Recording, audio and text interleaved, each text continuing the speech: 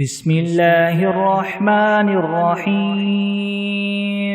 الحمد لله رب العالمين الرحمن الرحيم مالك يوم الدين إياك نعبد وإياك نستعين اهدنا الصراط المستقيم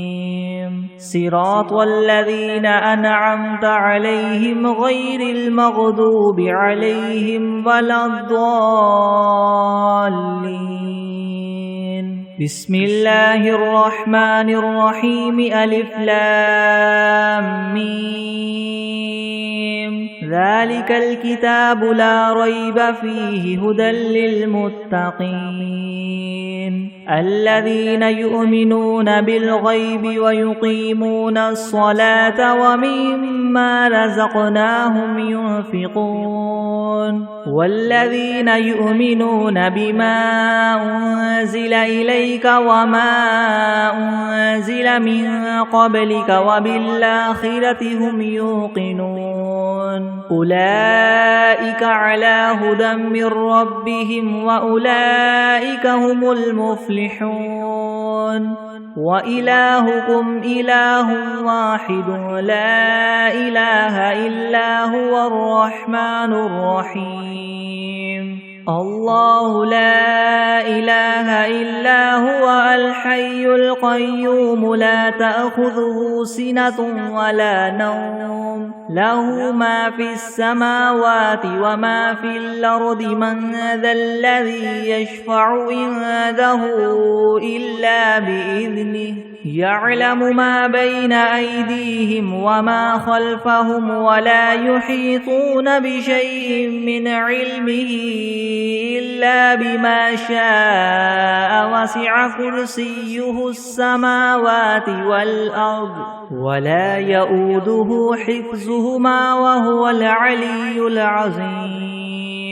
لا إكراه في الدين قد تبين الرشد من الغي فمن يكفر بالطاغوت ويؤمن بالله فقد استمسك بالعروة الوثقى لا انفصام لها والله سميع عليم الله ولي الذين آمنوا يخرجهم من الظلمات إلى النور والذين كفروا أولياؤهم الطاغوت يخرجونهم من النور إلى الظلمات أولئك أصحاب النار هم فيها خالدون لله ما في السماوات وما في الأرض وإن تبدوا ما في أنفسكم أو تخفوه يحاسبكم به الله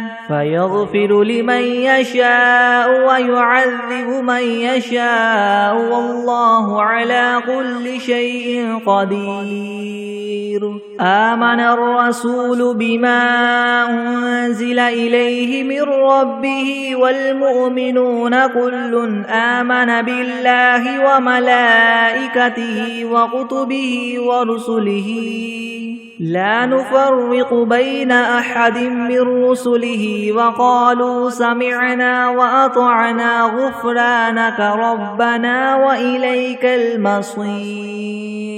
لا يكلف الله نفسا إلا وسعها لها ما كسبت وعليها ما اكتسبت ربنا لا تؤاخذنا إن نسينا أو أخطأنا ربنا ولا تحمل علينا إسرا كما حملته على الذين من قبلنا ربنا ولا تحملنا ما لا طاقة لنا به واعف عنا واغفر لنا وارحمنا أنت مولانا فانصرنا على القوم الكافرين شهد الله أنه لا إله إلا هو والملائكة وأولو العلم قائما بالقسط لا إله إلا هو العزيز الحكيم قل اللهم مالك الملك تؤتي الملك من تشاء وتنزع الملك ممن تشاء وتعز من تشاء وتذل من تشاء بيدك الخير إنك على كل شيء قدير تولج الليل في النهار وتولج النهار في الليل وتخرج الحي من الميت وتخرج الميت من الحي وترزق من تشاء بغير حساب إن ربكم الله الذي خلق السماوات والأرض في 6 أيام ثم استوى على العرش يغشي الليل النهار يطلبه حثيثا والشمس والقمر والنجوم مسخرات بأمره ألا له الخلق والأمر تبارك الله رب العالمين ادعوا ربكم تضرعا وخفية إنه لا يحب المعتدين ولا تفسدوا في الأرض بعد إصلاحها وادعوه خوفا وطمعا إن رحمة الله قريب من المحسنين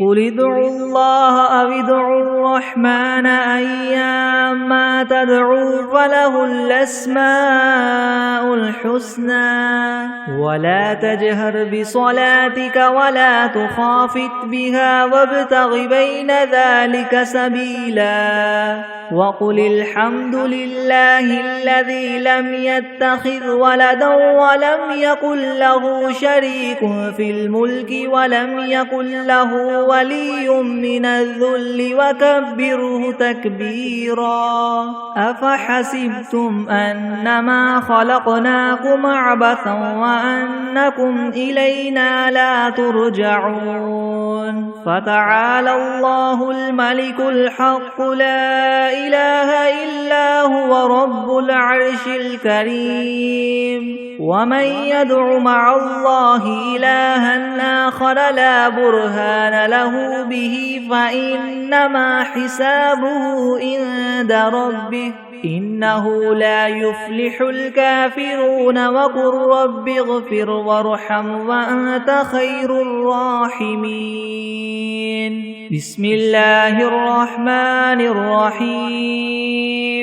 والصافات صفا فالزاجرات زجرا فالتاليات ذكرا إن إلهكم لواحد رب السماوات والأرض وما بينهما ورب المشارق إنا زينا السماء الدنيا بزينة الكواكب وحفظا من كل شيطان مارد لا يسمعون إلى الملأ الأعلى ويقذفون من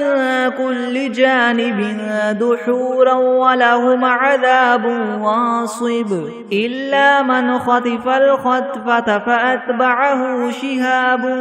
ثاقب فاستفتهم هم أشد خلقا ممن خلقنا إنا خلقناهم من طين لاذب يا معشر الجن والإنس إن استطعتم أن تنفذوا من أقطار السماوات والأرض فانفذوا لا تنفذون إلا بسلطان فبأي آلاء ربكما تكذبان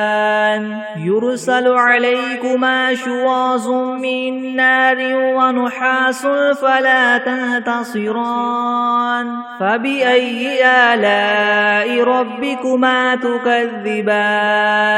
فإذا انشقت السماء فكانت وردة كالدهان فبأي آلاء ربكما تكذبان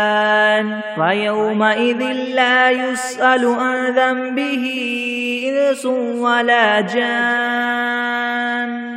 فبأي آلاء ربكما تكذبان لو أنزلنا هذا القرآن على جبل لرأيته خاشعا متصدعا من خشية الله وتلك الأمثال نضربها للناس لعلهم يتفكرون هو الله الذي لا إله إلا هو عالم الغيب والشهادة هو الرحمن الرحيم هو الله الذي لا إله إلا هو الملك القدوس السلام المؤمن المهيمن العزيز الجبار المتكبر سبحان الله عما يشركون هو الله الخالق البارئ المصور له الأسماء الحسنى يسبح له ما في السماوات والأرض وهو العزيز الحكيم بسم الله الرحمن الرحيم قل أوحي إلي أنه استمع نفر من الجن فقالوا إنا سمعنا قرآنا عجبا يهدي إلى الرشد فآمنا به ولن نشرك بربنا أحدا وأنه تعالى جد ربنا ما اتخذ صاحبة ولا ولدا وأنه كان يقول سفيهنا على الله شططا بسم الله الرحمن الرحيم قل يا أيها الكافرون لا أعبد ما تعبدون ولا أنتم عابدون ما أعبد ولا أنا عابد ما عبدتم ولا أنتم عابدون ما أعبد لكم دينكم ولي دين بسم الله الرحمن الرحيم قل هو الله أحد الله الصمد لم يلد ولم يولد ولم يكن له كفوا أحد بسم الله الرحمن الرحيم قل أعوذ برب الفلك من شر ما خلق ومن شر غاسق إذا وقب ومن شر النفاثات في العقد ومن شر حاسد إذا حسد بسم الله الرحمن الرحيم قل أعوذ برب الناس ملك الناس إله الناس من شر الوسواس الخناس الذي يوسوس في صدور الناس من الجنة والناس بسم الله الرحمن الرحيم اللهم صل على سيدنا محمد وعلى آل سيدنا محمد صلاة تنجينا بها من جميع الأهوال والآفات وتقضي لنا بها جميع الحاجات وتطهرنا بها من جميع السيئات وترفعنا بها عندك أعلى الدرجات وتبلغنا بها أقصى الغايات من جميع الخيرات في الحياة وبعد الممات إنك مجيب الدعوات ورافع الدرجات ويا قاضي الحاجات ويا كافي المهمات ويا دافع البليات ويا حل المشكلات ويا حل المشكلات يغثني يغثني يغثني يا إلهي إنك على كل شيء قدير بسم الله الرحمن الرحيم اللهم صل على محمد وعلى آل محمد كما صليت على إبراهيم وعلى آل إبراهيم وعلى آل إبراهيم إنك حميد مجيد. اللهم بارك على محمد وعلى آل محمد كما باركت على إبراهيم وعلى آل إبراهيم وعلى آل إبراهيم إنك حميد مجيد. بسم الله الرحمن الرحيم. الحمد لله الذي أنزل على عبده الكتاب ولم يجعل له عوجا قيما لينذر بأسا شديدا من لدنه ويبشر المؤمنين الذين يعملون الصالحات أن لهم أجرا حسنا ماكثين فيه أبدا وينذر الذين قالوا اتخذ الله ولدا ما لهم به من علم ولا لآبائهم كبرت كلمة تخرج من أفواههم إن يقولون إلا كذبا فلعلك باخع نفسك على آثارهم إن لم يؤمنوا بهذا الحديث أسفا إنا جعلنا ما على الأرض زينة لها لنبلوهم أيهم أحسن عملا وإنا لجاعلون ما عليها سعيدا جرزا أم حسبت أن أصحاب الكهف والرقيم كانوا من آياتنا عجبا إذ أوى الفتية إلى الكهف فقالوا ربنا آتنا من لدنك رحمة وهيئ لنا من أمرنا رشدا فضربنا على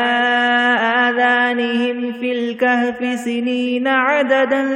ثم بعثناهم لنعلم أي الحزبين أحصى لما لبثوا ومدى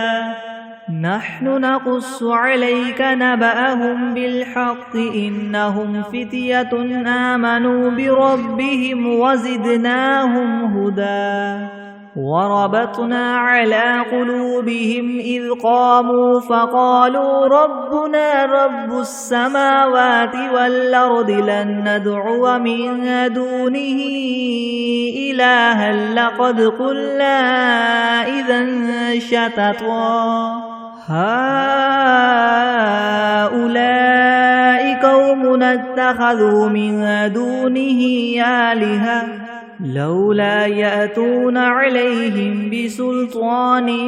بين فمن أظلم ممن افترى على الله كذبا وإذ اعتزلتموهم وما يعبدون إلا الله فأووا إلى الكهف ينشر لكم ربكم من رحمته ويهيئ لكم من أمركم مرفقا وترى الشمس إذا طلعت تزاور عن كهفهم ذات اليمين وإذا غربت تقرضهم ذات الشمال وهم في فجوة منه ذلك من آيات الله من يهد الله فهو المهتد ومن يضلل فلن تجد له وليا مرشدا وتحسبهم أيقاظا وهم ركود ونقلبهم ذات اليمين وذات الشمال وكلبهم باسط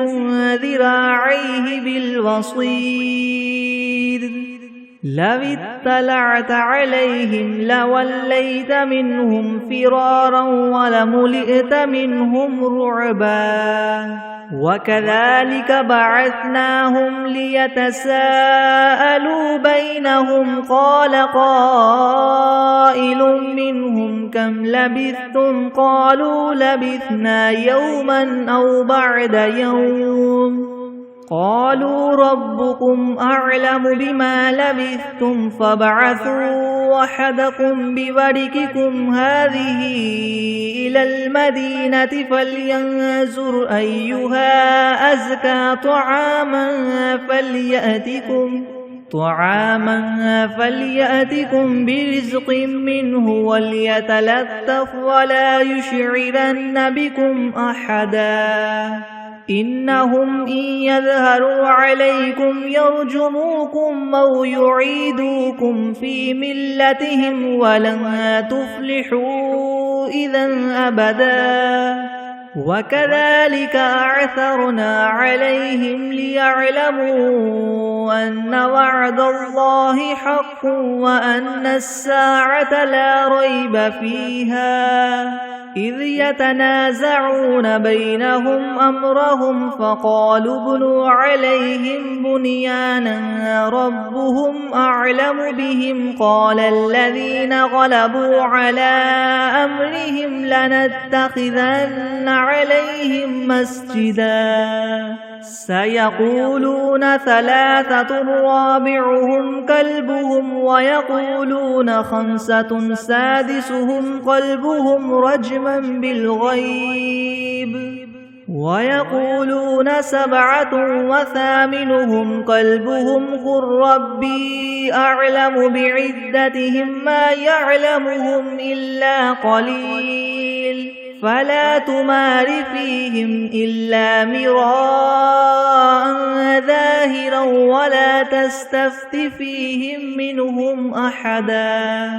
ولا تقولن لشيء إني فاعل ذلك غدا إلا أن يشاء الله واذكر ربك إذا نسيت وقل عسى أن يهديني ربي لأقرب من هذا رشدا ولبثوا في كهفهم 300 سنين وازدادوا 9 قل الله أعلم بما لبثوا له غيب السماوات والأرض أبصر به وأسمع ما لهم من دونه من ولي ولا يشرك في حكمه أحدا واتل ما أوحي إليك من كتاب ربك لا مبدل لكلماته ولن تجد من دونه ملتحدا واصبر نفسك مع الذين يدعون ربهم بالغداة والعشي يريدون وجهه ولا تعد عيناك عنهم تريد زينة الحياة الدنيا ولا تطع من أغفلنا قلبه عن ذكرنا واتبع هواه وكان أمره فرطا وقل الحق من ربكم فمن شاء فليؤمن ومن شاء فليكفر إنا أعتدنا للظالمين نارا أحاط بهم سرادقها وإن يستغيثوا يغاثوا بماء كالمهل يشفي الوجوه بئس الشراب وساءت مرتفقا إن الذين آمنوا وعملوا الصالحات إنا لا نضيع أجر من أحسن عملا أولئك لهم جنات عدن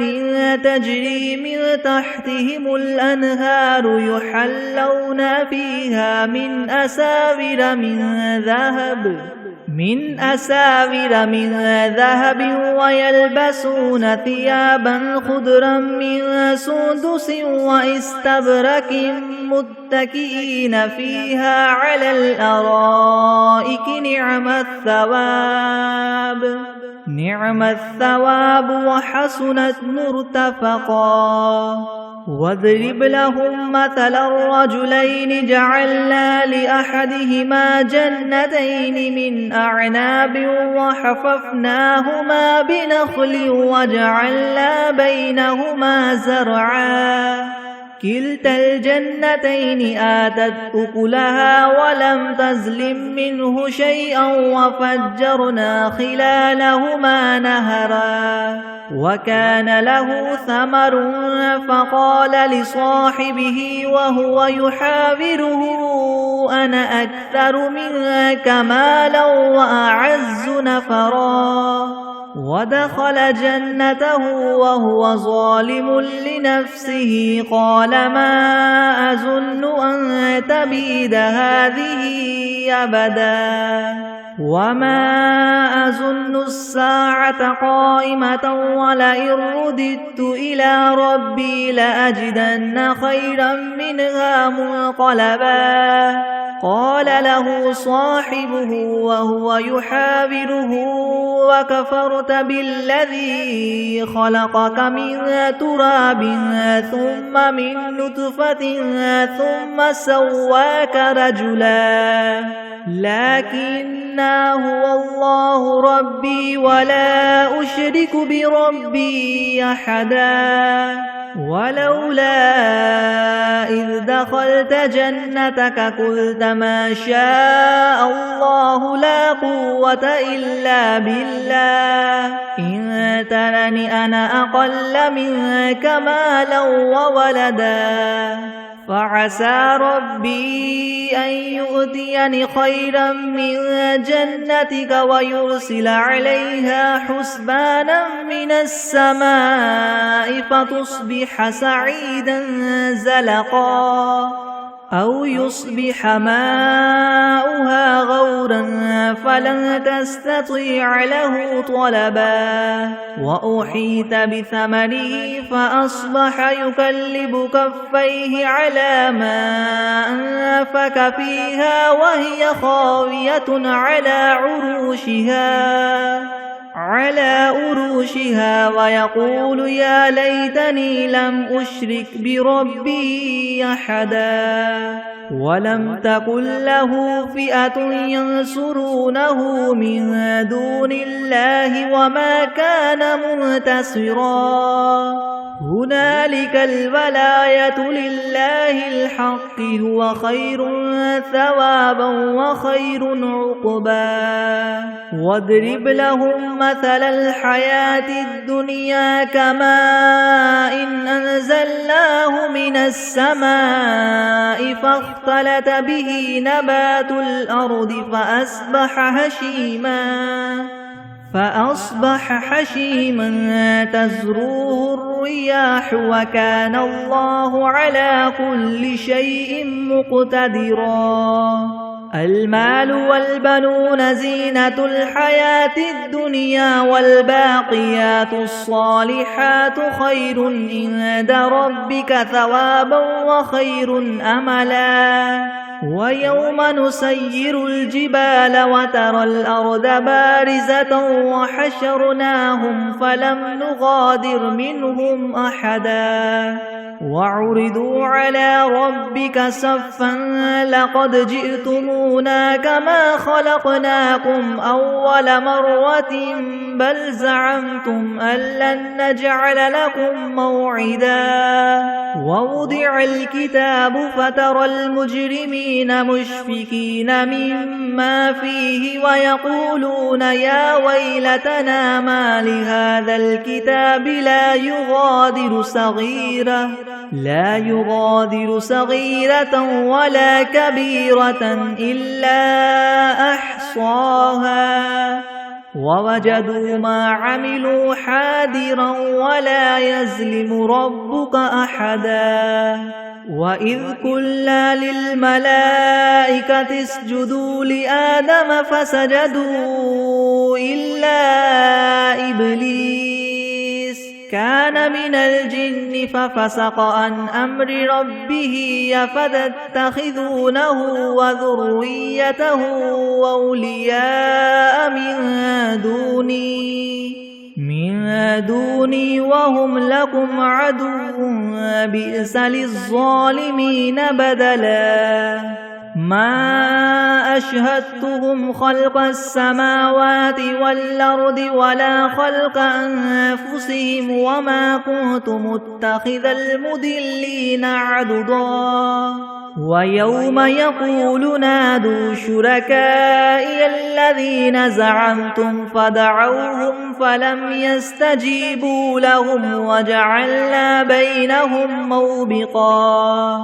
ورأى المجرمون النار فظنوا أنهم مواقعوها ولم يجدوا عنها مصرفا ولقد صرفنا في هذا القرآن للناس من كل مثل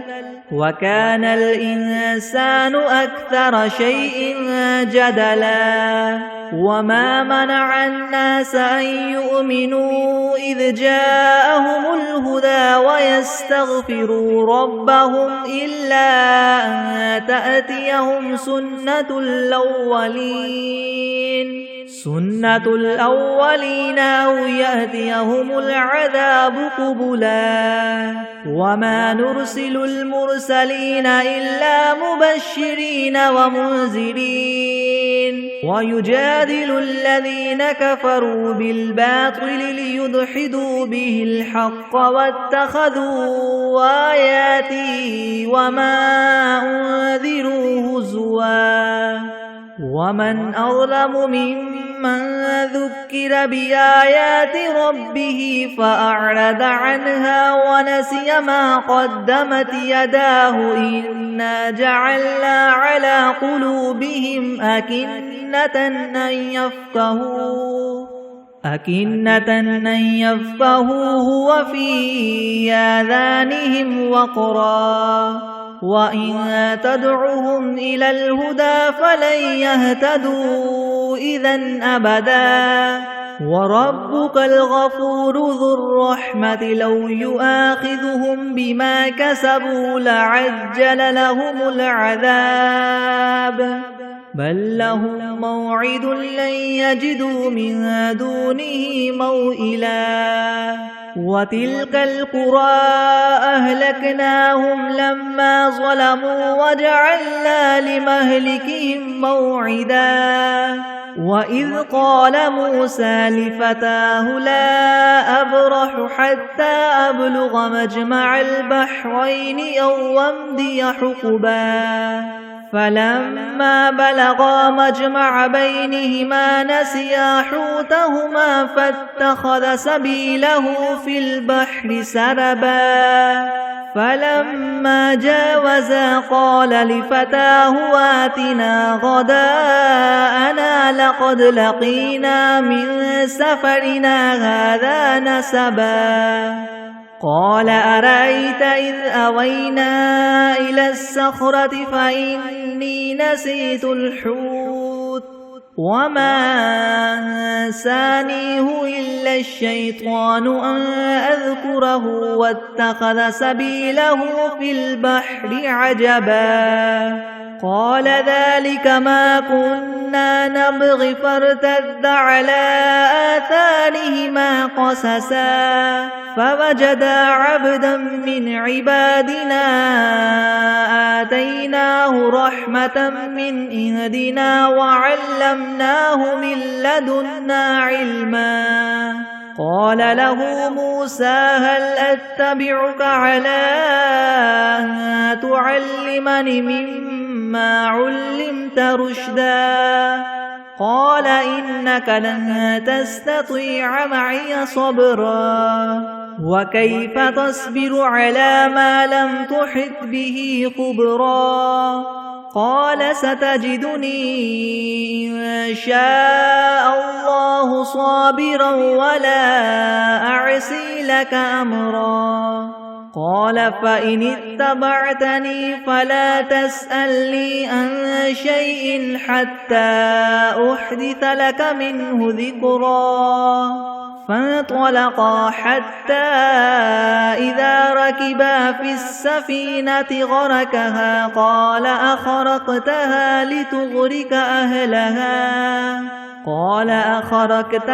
لتغرق أهلها لقد جئت شيئا نمرا قال ألم أقل لك إنك لن تستطيع معي صبرا قال إن سألتك عن شيء بعدها فلا تصاحبني قد بلغت من لدني عذرا فانطلقا حتى إذا أتيا أهل قرية استطعما أهلها فأبوا أن يضيفوهما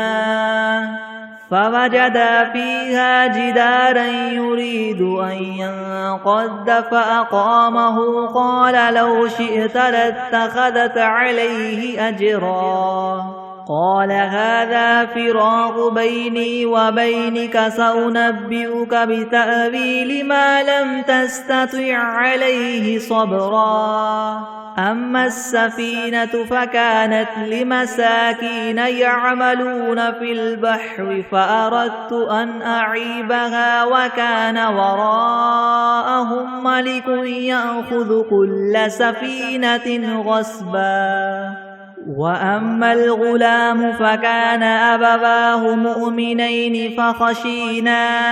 أن يرهقهما طغيانا وكفرا فأردنا أن يبدلهما ربهما خيرا منه زكاة وأقرب رحما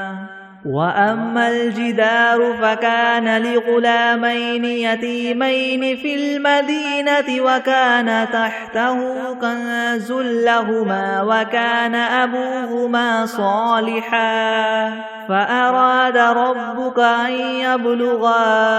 أشدهما ويستخرجا كنزهما رحمة من ربك وما فعلته عن أمري ذلك تأويل ما لم تستطع عليه صبرا ويسألونك عن ذي القرنين قل سأتلو عليكم منه ذكرا إنا مكنا له في الأرض وآتيناه من كل شيء سببا فأتبع سببا حتى إذا بلغ مغرب الشمس وجدها تغرب في عين حمية ووجد عندها قوما قلنا يا ذا القرنين إما أن تعذب وإما أن تتخذ فيهم حسنا قال أما من ظلم فسوف نعذبه ثم يرد إلى ربه فيعذبه عذابا نكرا وأما من آمن وعمل صالحا فله جزاء الحسنى وسنقول له من أمرنا يسرا ثم أتبع سببا حتى إذا بلغ مطلع الشمس وجدها تطلع على قوم لم نجعل لهم من دونها سترا كذلك وقد أحطنا بما لديه خبرا ثم أتبع سببا حتى إذا بلغ بين السدين وجد من دونهما قوما لا يكادون يفقهون قولا قالوا يا ذا القرنين إن يأجوج ومأجوج مفسدون في الأرض فهل نجعل لك خرجا على أن تجعل بيننا وبينهم سدا قال ما مكني فيه ربي خير فأعينوني بقوة أجعل بينكم وبينهم ردما آتوني زبر الحديد حتى إذا ساوى بين الصدفين قال انفخوا حتى إذا جعله نارا قال آتوني يفرغ عليه قطرا فما استطاعوا أن يظهروه وما استطاعوا له نقبا قال هذا رحمة من ربي وإذا جاء وعد ربي جعله دكا وكان وعد ربي حقا وتركنا بعدهم يومئذ يموج في بعد ونفخ في الصور فجمعناهم جمعا وعرضنا جهنم يومئذ للكافرين عرضا الذين كانت أعينهم في غطاء عن ذكري وكانوا لا يستطيعون سمعا أفحسب الذين كفروا أن يتخذوا عبادي من دوني أولياء إنا أعتدنا جهنم للكافرين نزلا قل هل ننبئكم بالأخسرين أعمالا الذين ضل سعيهم في الحياة الدنيا وهم يحسبون أنهم يحسنون صنعا أولئك الذين كفروا بآيات ربهم ولقائه فحبطت أعمالهم فلا نقيم لهم يوم القيامة وزنا ذلك جزاؤهم جهنم بما كفروا واتخذوا آياتي ورسلي هزوا إن الذين آمنوا وعملوا الصالحات كانت لهم جنات الفردوس نزلا خالدين فيها لا يبغون عنها حولا قل لو كان البحر مدادا لكلمات ربي لنفد البحر قبل أن تنفذ كلمات ربي ولو جئنا بمثله مددا قل إنما أنا بشر مثلكم يوحى إلي أنما إلهكم إله واحد فمن كان يرجو لقاء ربه فليعمل عملا صالحا ولا يشرك بعبادة ربه أحدا أعوذ بالله من الشيطان الرجيم بسم الله الرحمن الرحيم يسبح لله ما في السماوات وما في الأرض الملك القدوس العزيز الحكيم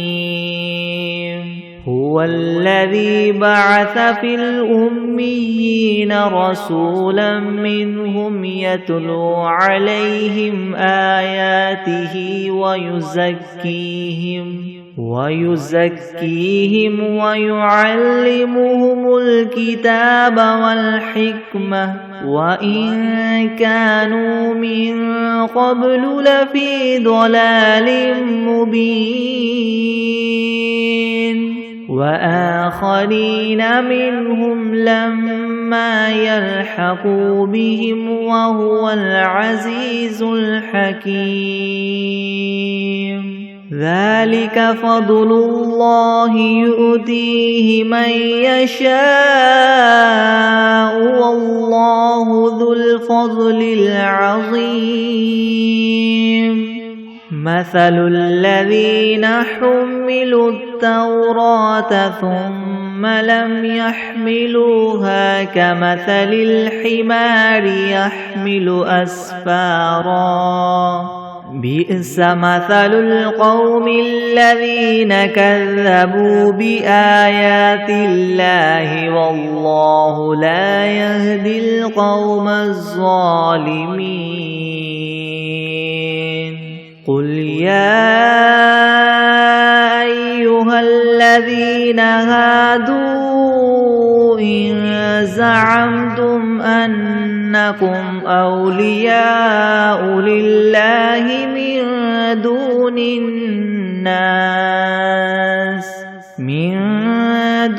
الناس فتمنوا الموت إن كنتم صادقين ولا يتمنونه أبدا بما قدمت أيديهم والله عليم بالظالمين قل إن الموت الذي تفرون منه فإنه ملاقيكم ثم تردون إلى عالم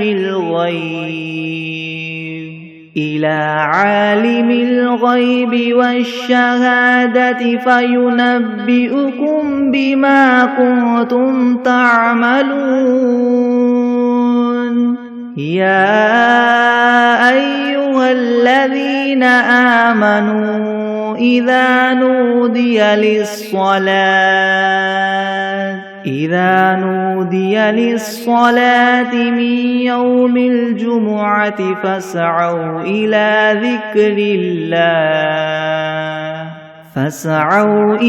ذكر الله وذروا البيع ذلكم خير لكم إن كنتم تعلمون فإذا قضيت الصلاة فانتشروا في الأرض وابتغوا من فضل الله واذكروا الله كثيرا لعلكم تفلحون وإذا رأوا تجارة أو لهوا انفضوا إليها وتركوك قائما قل ما عند الله خير من اللهو ومن التجارة والله خير الرازقين بسم الله الرحمن الرحيم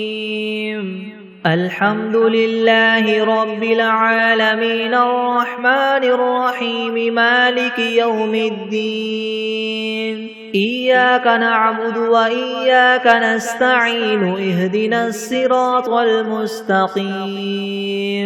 صراط الذين أنعمت عليهم غير المغضوب عليهم ولا الضالين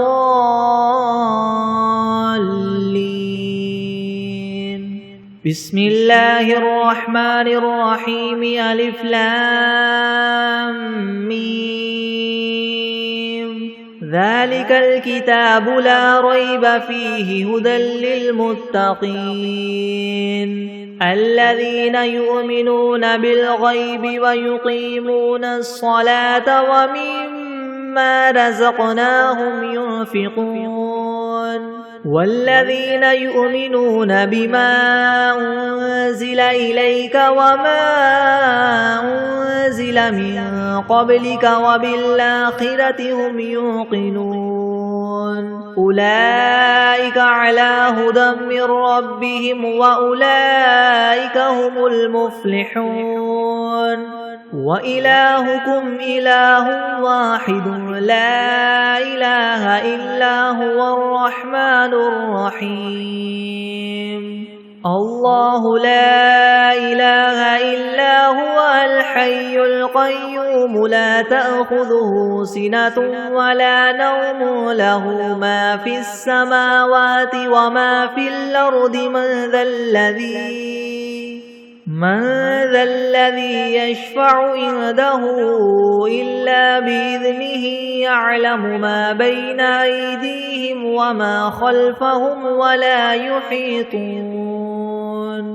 ولا يحيطون بشيء من علمه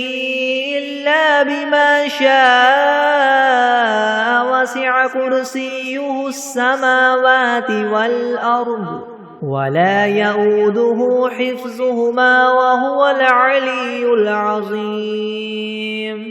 لا إكراه في الدين قد تبين الرشد من الغي فمن يكفر بالطاغوت ويؤمن بالله فقد استمسك بالعروة الوثقى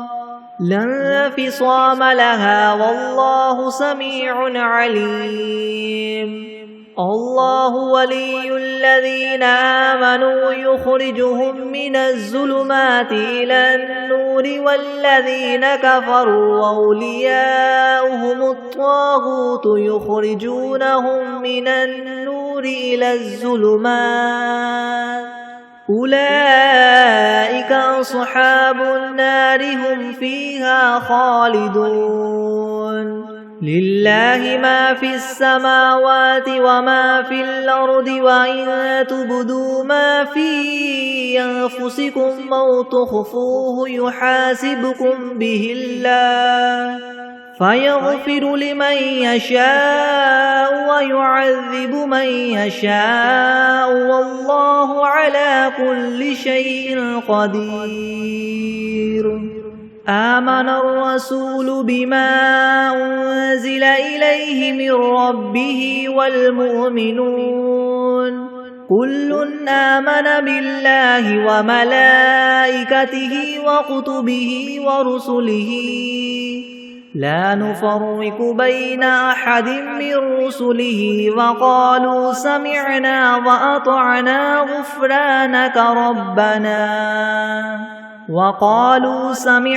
وأطعنا غفرانك ربنا وإليك المصير. لا يكلف الله نفسا إلا وسعها لها ما كسبت وعليها ما اكتسبت ربنا لا تؤاخذنا إن نسينا أو أخطأنا ربنا ولا تحمل علينا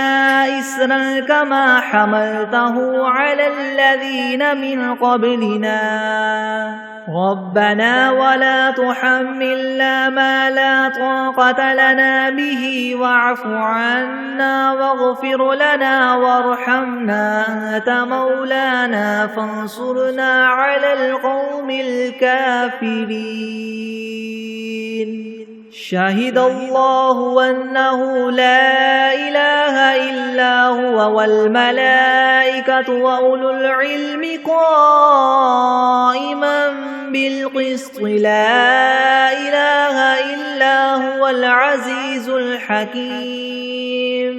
قل اللهم مالك الملك تؤتي الملك من تشاء وتنزع الملك ممن تشاء وتعز من تشاء وتذل من تشاء بيدك الخير إنك على كل شيء قدير. تولج الليل في النهار وتولج النهار في الليل وتخرج الحي من الميت وتخرج الميت من الحي وترزق من تشاء بغير حساب. إن ربكم الله الذي خلق السماوات والأرض في 6 أيام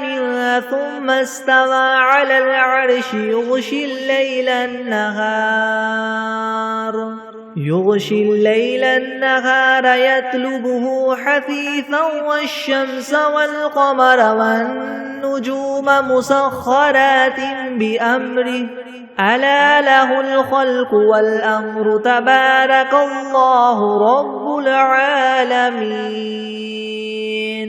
ادعوا ربكم تضرعا وخفية إنه لا يحب المعتدين. ولا تفسدوا في الأرض بعد إصلاحها وادعوه خوفا وطمعا إن رحمة الله قريب من المحسنين. قل ادعوا الله أو ادعوا الرحمن أيما تدعوا فله الأسماء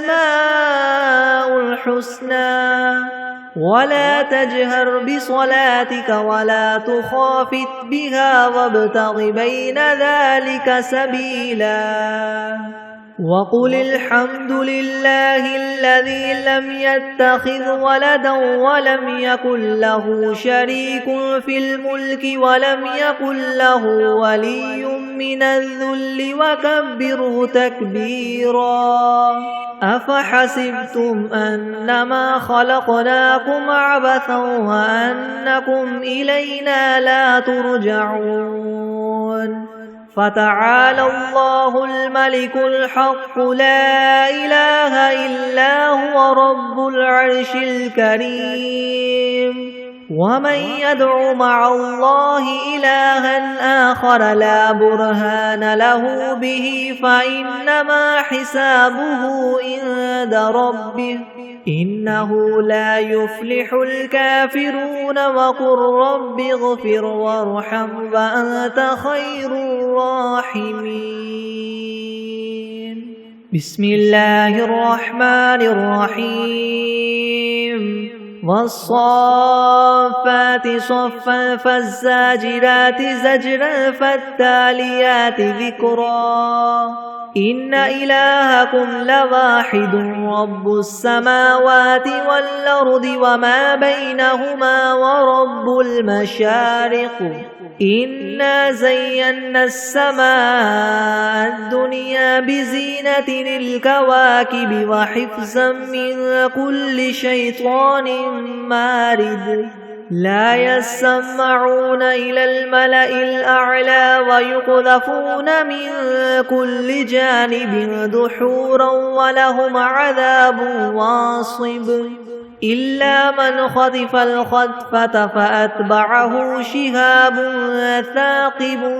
فاستفتهم أهم أشد خلقا ممن خلقنا إنا خلقناهم من طين لاذب يا معشر الجن والإنس إن استطعتم أن تنفذوا من أقطار السماوات والأرض فانفذوا لا تنفذون إلا بسلطان فبأي آلاء ربكما تكذبان يرسل عليكما شواظ من نار ونحاس فلا تنتصران فبأي آلاء ربكما تكذبان فإذا انشقت السماء فكانت وردة كالدهان فبأي آلاء ربكما تكذبان فيومئذ لا يسأل عن ذنبه إنس ولا جان فبأي آلاء ربكما تكذبان لو أنزلنا هذا القرآن على جبل لرأيته خاشعا متصدعا من خشية الله وتلك الأمثال نضربها للناس لعلهم يتفكرون هو الله الذي لا إله إلا هو عالم الغيب والشهادة هو الرحمن الرحيم هو الله الذي لا إله إلا هو الملك القدوس السلام المؤمن المهيمن العزيز الجبار المتكبر سبحان الله عما يشركون هو الله الخالق البارئ المصور له الأسماء الحسنى يسبح له ما في السماوات والأرض وهو العزيز الحكيم بسم الله الرحمن الرحيم قل أوحي إلي أنه استمع نفر من الجن فقالوا إنا سمعنا قرآنا عجبا يهدي إلى الرشد فآمنا به ولن نشرك بربنا أحدا وأنه تعالى جد ربنا ما اتخذ صاحبة ولا ولدا وأنه كان يقول سفيهنا على الله شططا بسم الله الرحمن الرحيم قل يا أيها الكافرون لا أعبد ما تعبدون ولا أنتم عابدون ما أعبد ولا أنا عابد ما عبدتم ولا أنتم عابدون ما أعبد لكم دينكم ولي دين بسم الله الرحمن الرحيم قل هو الله أحد الله الصمد لم يلد ولم يولد ولم يكن له كفوا أحد بسم الله الرحمن الرحيم قل أعوذ برب الفلك من شر ما خلق ومن شر غاسق إذا وقب ومن شر النفاثات في العقد ومن شر حاسد إذا حسد بسم الله الرحمن الرحيم قل أعوذ برب الناس ملك الناس إله الناس من شر الوسواس الخناس الذي يوسوس في صدور الناس من الجنة والناس بسم الله الرحمن الرحيم اللهم صل على محمد وعلى آل محمد كما صليت على إبراهيم وعلى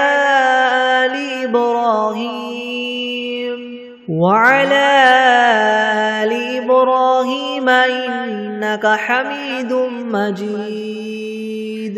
اللهم بارك على محمد وعلى آل محمد كما باركت على إبراهيم وعلى آل إبراهيم إنك حميد مجيد بسم الله الرحمن الرحيم اللهم صل على سيدنا محمد وعلى آل سيدنا محمد صلاة تنجينا بها من جميع الأهوال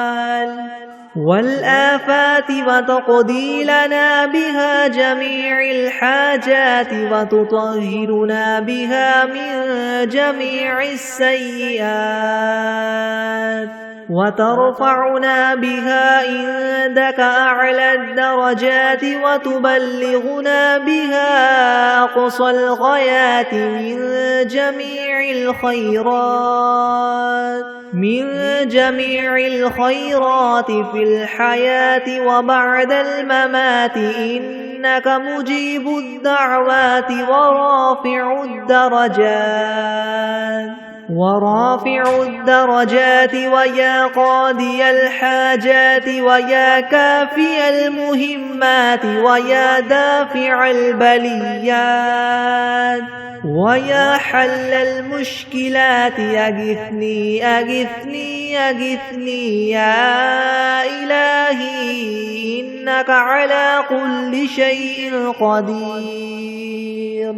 اللهم صل على سيدنا محمد النبي الأمي وآله وبارك وسلم